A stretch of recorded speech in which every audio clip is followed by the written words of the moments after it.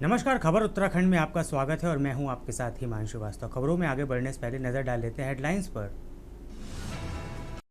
नितिन नवीन से मिली विधानसभा अध्यक्ष रितु खंडूरी, संगठन की मजबूती पर जताया भरोसा।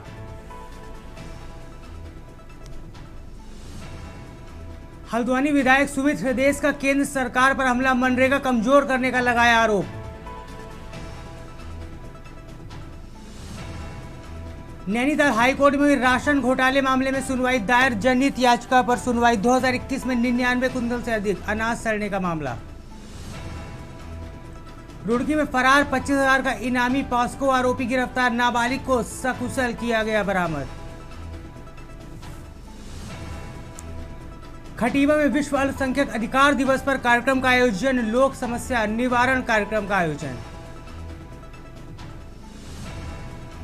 डोईवाला में नेताओं कार्यकर्ताओं ने किया स्वागत, केंद्रीय संगठन मंत्री बनाए गए केंद्रपाल, फूल मालाओं के किया गया अभिनंदन। आप देख रहे हैं के न्यूज, खबरों का सारथी। अब रुक करते खबर आपको डोईवाला से बताने जा रहा है, जहां महिला पर भालू ने हमला कर दिया। आपको बता दें से महिला गंभीर रूप से घायल हो गई है। जंगल में घास काटने गई थी महिला, जिस दौरान भालू ने उस पर अचानक से हमला कर दिया। वही घायल महिला का जोली ग्रांट हिमालयन अस्पताल में उपचार कराया जा रहा है। वही हमलावर भालू को लेकर ग्रामीणों में दहशत का माहौल है। गडूल ग्राम पंचायत के केमठ गांव का यह पूरा मामला बताया जा रहा है।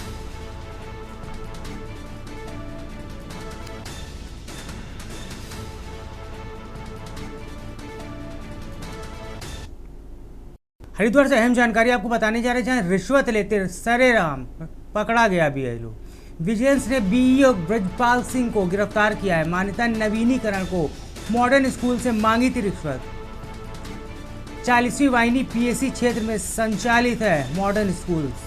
सीओ के पद पर तैनात गिरफ्तार बीईओ की पत्नी। देहरादून में तैनात है आरोपी बीईओ की पत्नी। मांगोपुर प्रधानाध्यापक मुकेश भी गिरफ्तार कर लिया गया। प्रधानाध्यापक को बनाया गया था सह अभियुक्त।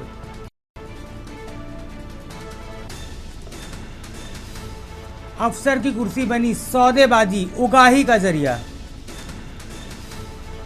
वही दोनों आरोपियों से विजिलेंस की टीम पूछताछ कर रही है।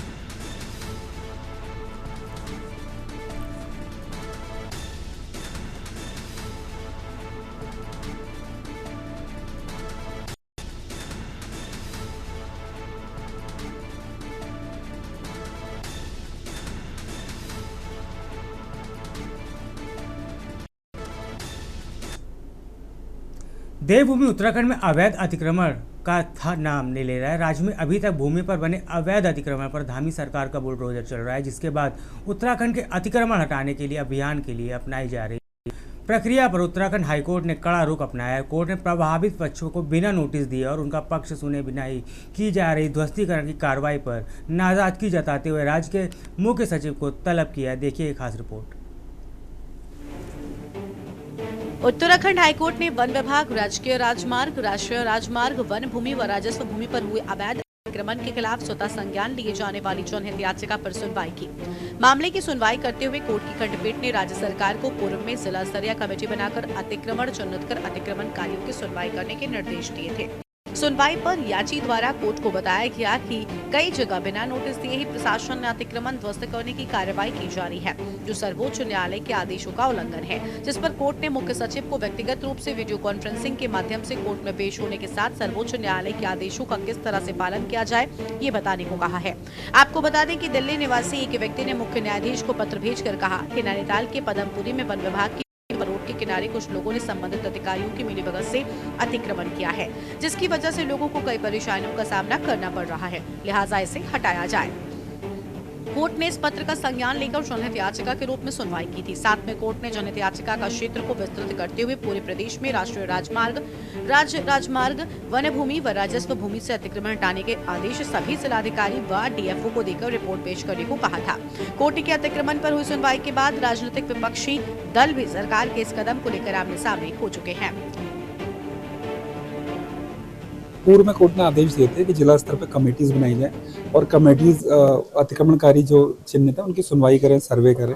लेकिन इसी बीच में सामने आया कि कई लोगों को बिना नोटिस के अतिक्रमण कई जगह तोड़ा जा रहा था, जो कि सुप्रीम कोर्ट के निर्देशों का उल्लंघन है। तो कोर्ट ने चीफ सेक्रेटरी साहब से ये आग्रह किया कि कोर्ट को अपेयर होकर और इस मामले में असेस करें कि सुप्रीम कोर्ट की डायरेक्शन को कैसे इंप्लीमेंट किया जाए। इससे हाई कोर्ट ने स्वतः ही, मैं कहूंगी, संज्ञान लेने का कार्य किया है कि चाहे वो राजकीय राजमार्ग हो, राष्ट्रीय राजमार्ग हो, वन भूमि की जमीनें हो या अन्य सरकारी जमीनें हो, उस पे जिस तरीके से अतिक्रमण भूमि माफियाओं का और वो भी अधिकारियों की और सरकार की मिली भगत से जो चलता आ रहा था, उसको लेकर के हाई कोर्ट सख्त है। और एक किसी प्राइवेट किसी व्यक्ति ने, किसी दिल्ली निवासी व्यक्ति ने एक लेटर लिखा था हाई कोर्ट के मुख्य न्यायाधीश को, जिसको उन्होंने एक PIL में कन्वर्ट करके संज्ञान लेने का, जो है स्वतः संज्ञान लेने का कार्य किया है। इसी क्रम में उन्होंने मुख्य सचिव को तलब करने का कार्य किया, क्योंकि आप देख रहे हैं अतिक्रमण भारतीय जनता पार्टी के कार्यकाल में ऐसा हो गया है कि जिसका जहां भी मन आ रहा है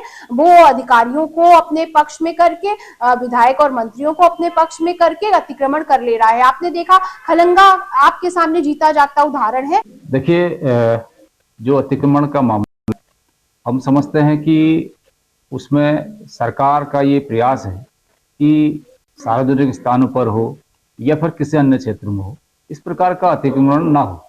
लेकिन जो कोर्ट के इसमें ऑर्डर है उसका निश्चित रूप से सरकार पालन करेगी। और हम पहले भी कोर्ट का सम्मान करते हैं, कोर्ट के नियमों का सम्मान करते हैं।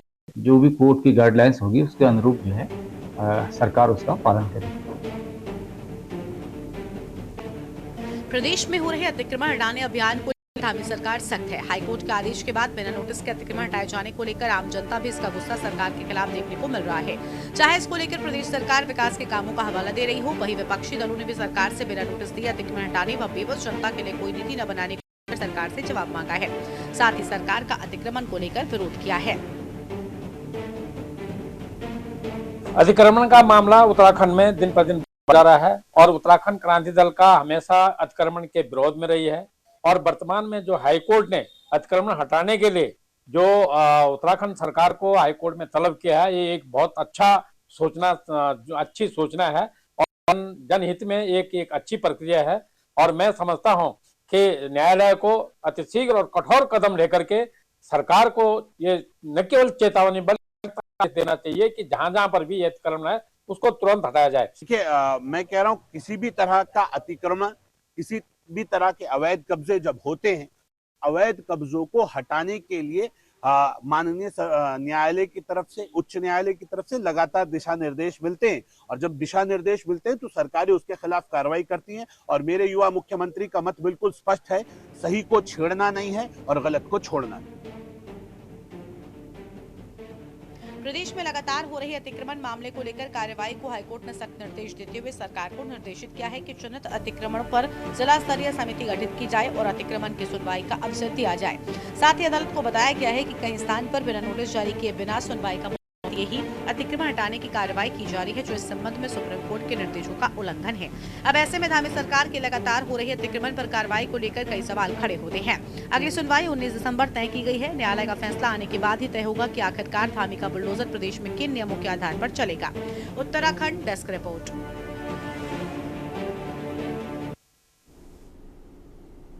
हल्द्वानी विधायक सुमित हृदय ने केंद्र की भाजपा सरकार पर महात्मा गांधी राष्ट्रीय ग्रामीण योजना गारंटी अधिनियम मनरेगा को कमजोर करने का आरोप लगाया। उन्होंने कहा है कि मनरेगा गरीब और ग्रामीण परिवारों के लिए केवल एक योजना ही नहीं बल्कि कानूनी रूप से सुनिश्चित रोजगार का अधिकार है, लेकिन केंद्र सरकार इसके मूल स्वरूप में बदलाव कर इस अधिकार पर प्रहार कर रही है।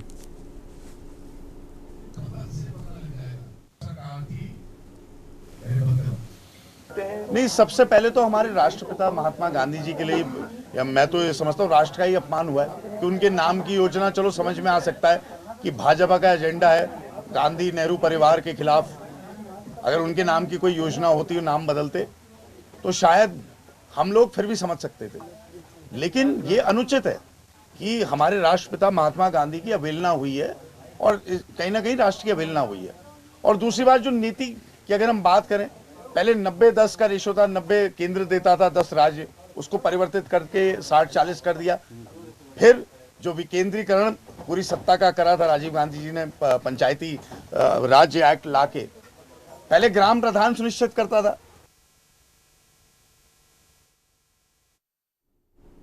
उत्तराखंड विधानसभा अध्यक्ष ऋति खंडूरी भूषण ने नई दिल्ली में स्थित भारतीय जनता पार्टी के केंद्रीय कार्यालय पार्टी के नवनियुक्त राष्ट्रीय कार्यकारी अध्यक्ष नितिन नवीन से शिष्टाचार भेंट की। इस दौरान उन्होंने नितिन नवीन को नई जिम्मेदारी मिलने पर हार्दिक बधाई एवं शुभकामनाएं दी। मुलाकात के दौरान विधानसभा अध्यक्ष ने उत्तराखंड के समृद्ध सांस्कृतिक विरासत को सम्मान करते हुए नितिन नवीन को कुमाऊनी ऐपड़ कला से सुजसित एक हस्त निर्मित शॉल भेंट किया।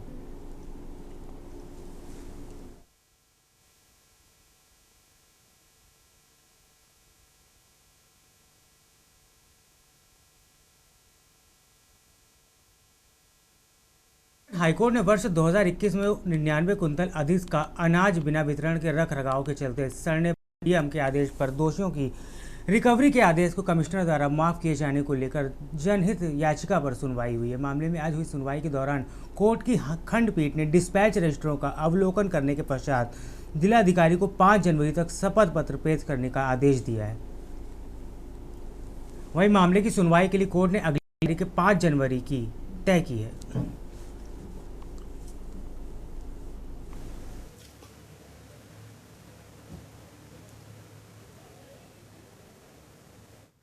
आज के मुकदमे में राशन घोटाला उन्होंने डिस्पैच रजिस्टर मंगाए थे। सारे रजिस्टर आने के बाद उन्होंने देखा रजिस्टरों में कई क्वेरी की गई चीफ जस्टिस द्वारा। उन क्वेरी से जब संतुष्ट नहीं, जवाब से संतुष्ट नहीं थे तो उन्होंने डीएम के पर्सनल एफिडेविट फाइल करने के लिए कहा है। डीएम साहब अभी क्योंकि छुट्टी पे थे तो उनको इस मुकदमे में 5 तारीख दी गई है। 5 तारीख तक उन्होंने अपना एफिडेविट फाइल करना है। याचिकाकर्ता का क्या कहना था? याचिकाकर्ता का ये कहना था कि जो राशन घोटाले का जो पैसा जो इनसे रिकवर होना था वो रिकवर ना करके एक अपीलेट ऑर्डर के द्वारा खत्म कर देगा, वो गलत है। उसी में संज्ञान लेते हुए का प्रकरण चल रहा है। नाबालिग एवं महिला संबंधी अपराधों पर वरिष्ठ पुलिस अधीक्षक हरिद्वार की जीरो टॉलरेंस की नीति के तहत रुड़की की कोतवाली मंगलौर पुलिस के हाथ बड़ी सफलता रही। 1 साल से पास्को एक्ट एवं अपहरण के मामले से फरार चल रहे 25,000 के इनामी आरोपी को पुलिस ने दबोच लिया है। साथ ही अपहृत नाबालिग को भी सकुशल बरामद कर लिया गया है। 1.25 साल पहले 2024 में एक मुकदमा दर्ज हुआ था पोक्सो सेक्शन में और अपहरण में, जिसमें एक 14.5 साल की अपहृता को एक बंदा जो परिजनों ने बताया कि ये व्यक्ति उसको भगा के ले गया है, अपहरण करके ले गया है। तो चूंकि पिछले 1 साल से लगातार उसके बारे में कार्रवाई चल रही थी, ना अपहृता का पता लग पा रहा था ना करने वाले का, तो कई बार इसमें टीमें बनी। जब सुरागसी पतारसी के आधार पर हमें कुछ इनपुट मिले, हमारी टीमों ने। अब खबर खटीमा से, जहां विश्व अल्पसंख्यक अधिकार दिवस पर खटीमा कोतवाली परिसर में लोक समस्या निर्माण कार्यक्रम का आयोजन किया गया। कार्यक्रम में कोतवाली निरीक्षक विजेंद्र साय एवं वरिष्ठ पुलिस निरीक्षक एसआई ललित रावल की मौजूदगी में के अल्पसंख्यक जनप्रतिनिधियों के साथ बैठक आयोजित की गई। बैठक के दौरान अल्पसंख्यक समुदाय ने जनप्रतिनिधियों को अपने अपने क्षेत्रों में समस्याओं एवं आम जनता को होने वाली परेशानियों से पुलिस अधिकारियों को अवगत कराया। जी देखिए, प्रतिवर्ष 18 दिसंबर को विश्व अल्पसंख्यक दिवस मनाया जाता है, जिस संबंध में आज उच्च अधिकारियों के निर्देशानुसार मेरे द्वारा क्षेत्र में रहने वाले हमारे अल्पसंख्यक जो है समुदाय के लोग हैं उनकी बैठक ली गई है, जिसमें मेरे द्वारा उनकी समस्याओं को भी पूछा गया है, उनके सुझाव भी लिए गए हैं तथा जो भी हमारा इंटरेक्शन हुआ है जिसमें उनके कानूनी अधिकार हैं और जो उनके द्वारा जो भी अगर हमें कोई सूचना देनी है उनसे उनको अवगत कराया गया है। खबर बागेश्वर से, जहां उत्तराखंड कुमाऊं की काशी के नाम से सुमार भगवान शिव की बागनाथ नगरी बागेश्वर में वर्ष माह की लगने वाले सुप्रसिद्ध ऐतिहासिक पौराणिक उत्तरायणी मेला 2026 की तैयारियों को लेकर नगर पालिका बागेश्वर ने अब कमर कस ली। हर साल लगने वाले इस मेले में और भी आकर्षक भव्य बनाने को लेकर वर्तमान में विभिन्न निर्माण व मेले से जुड़े कार्यों को लेकर टेंडर प्रक्रिया भी नगर पालिका में की जा रही है। उत्तरायणी मेला 2026 की तैयारियां चल रही है और हम लोग उसके लिए लगातार प्रयासरत हैं। नगर पालिका अपने स्तर से जितने भी इसमें प्रक्रिया के माध्यम से जो कार्य होने हैं उसमें कार्य कर रही है। और अभी जो हमारे अस्थायी पुल बनने हैं और जो रंग रोगन का कार्य है और जो नुमाइश खेत जो हमारा मेला स्थल है और जो सरयू पकड़ स्थल है और प्लेटफॉर्म है, वहाँ पर जो भी कार्य होने हैं उन कार्यों को गति देने के लिए टेंडर प्रक्रिया गतिमान है। और बहुत जल्द जो है हम लोग टेंडर होने के बाद जो है इसमें कार्य प्रारंभ होगा, क्योंकि 1 महीने से कम समय का बचा हुआ है। तो हम लोग लगातार प्रयासरत हैं कि इस मेले को भी हम बहुत आकर्षक और भव्य बनाएंगे। खबर पौड़ी से जहाँ वीर सिंह वाली राजकीय आयुर्विज्ञान संस्थान श्रीनगर मेडिकल कॉलेज में चिकित्सा शिक्षा के क्षेत्र में एक और बड़ी उपलब्धि हासिल की है। राष्ट्रीय शिक्षा आयोग एनएमसी के चिकित्सा मूल्यांकन एवं रेटिंग बोर्ड ने शैक्षणिक सत्र 2025-26 के लिए कॉलेज में पोस्ट ग्रेजुएट पीजी नई सीटों को हरी झंडी दिखा दी है। इन नई सीटों की मंजूरी के साथ ही अब संस्थान में पीजी सीटों की कुल संख्या बढ़कर 62 हो गई है। एनएमसी द्वारा जारी अनुमति के अनुसार एमडी ऑफ मेडिसिन बाल रोग विभाग में 4 सीटें, एमडी एस्थोलॉजी में 4 सीटें और एमएस मास्टर ऑफ सर्जरी प्रसूति एवं स्त्री रोग विभाग में 2 नई सीटें स्वीकृत की गई।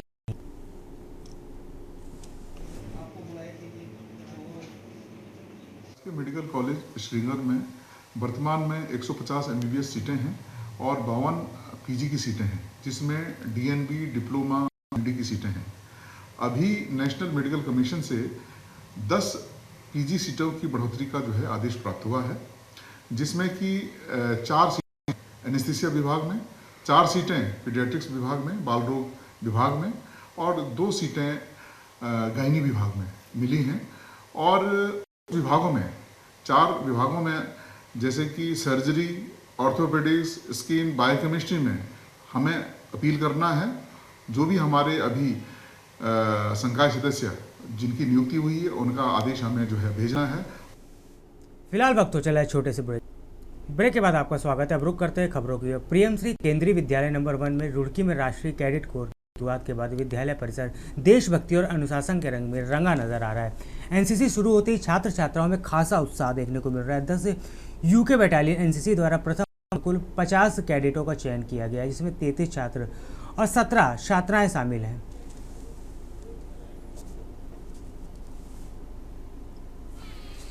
एनसीसी यानी छात्र सेना दल केंद्रीय विद्यालय नंबर 1 रुड़की में पहले भी चलती थी।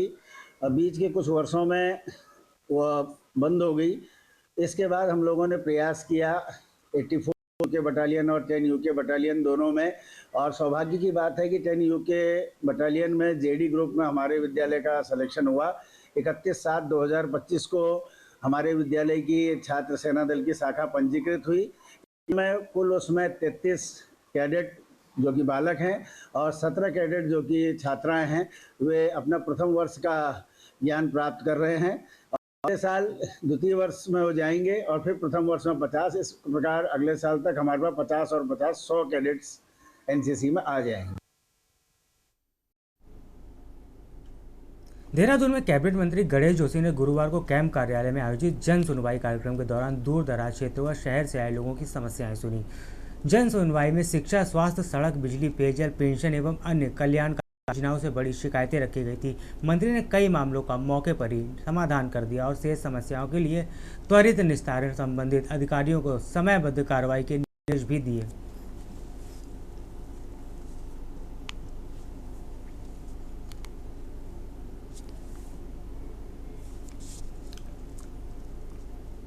लालकुआं की धर्म प्रेमी जनता द्वारा आज जय श्री राम कथा के आयोजन के पूर्व राधे राधे सेवा समिति के तत्वाधान में भोला मंदिर के प्रारंभ हुई, जो कि लालकुआं के मुख्य मार्गों से होती हुई भोला मंदिर के निकट समाप्त हुई। इसके पश्चात श्री रघुनाथ संगीत में श्री राम कथा का आयोजन किया गया, जिसमें बड़ी संख्या में क्षेत्र की महिला श्रद्धालुओं ने प्रतिभाग किया। राधे राधे सेवा समिति के पदाधिकारियों ने भव्य कलश यात्रा में व्यवस्थित तरीके से संचालित की।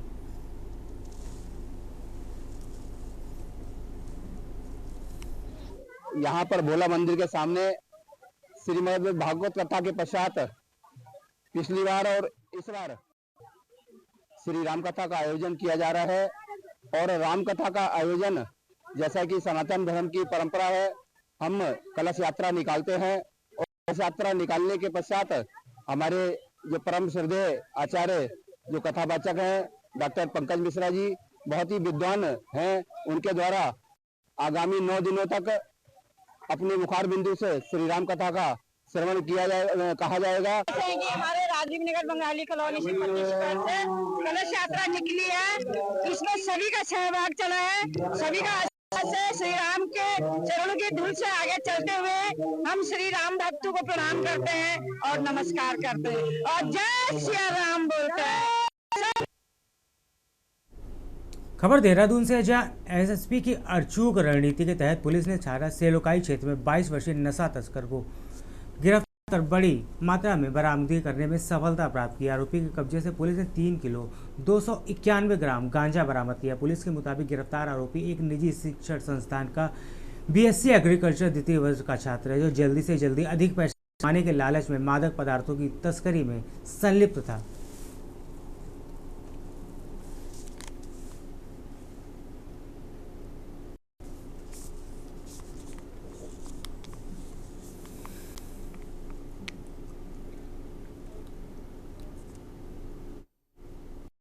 खबर डोईवाला से, जहां भनियावाला निवासी यूकेडी के वरिष्ठ नेता केंद्रपाल को तोपवाल को पार्टी नेतृत्व में बड़ी जिम्मेदारी सौंपते हुए केंद्रीय संगठन मंत्री बनाया है। संगठन नेताओं कार्यकर्ताओं ने फूल मालाओं से नवनियुक्त पदाधिकारी का भव्य स्वागत कर उन्हें बधाई। सभी ने उनकी संगठनात्मक क्षमता और अनुभव और सक्रिय भूमिका की सराहना भी की।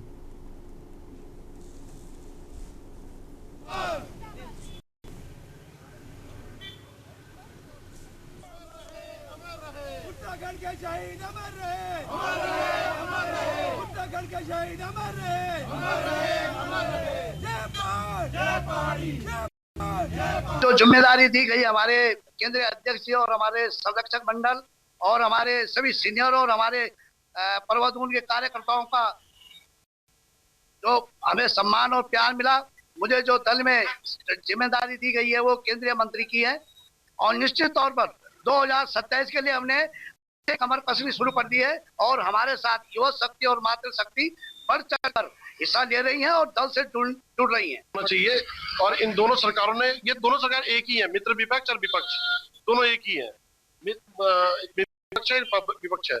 और जिस तरह से उत्तराखंड क्रांति दल का हमारा युवाओं का साथ मिल रहा है, जिस तरह से युवा हमारे साथ जुड़ रहे हैं, तो हमें बड़ा अच्छा सा फील हो रहा है कि उत्तराखंड में कुछ नया होने जा रहा है। और पहाड़ी की लड़ाई खत्म है, जो मूल निवासी है वो उत्तराखंड का निवासी है, वो पहाड़ी है, सबको साथ लेकर चलना है।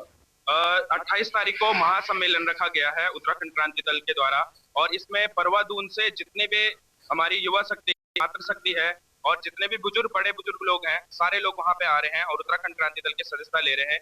इसमें जो संख्या है वो बहुत बड़ी संख्या एक आने वाली है और मैं आप सभी लोगों से, आप चैनल के माध्यम से आह्वान करता हूँ कि जितने भी लोग हमारी बात सुन पा रहे हैं, जिन लोगों को मूल निवास, भू कानून, स्वास्थ्य, शिक्षा और रोजगार की बात करनी है, वो उत्तराखंड के बैनर तले आइए। खबर उत्तराखंड में फिलहाल इतना ही। आप बने रहिए न्यूज़ इंडिया के साथ। नमस्कार।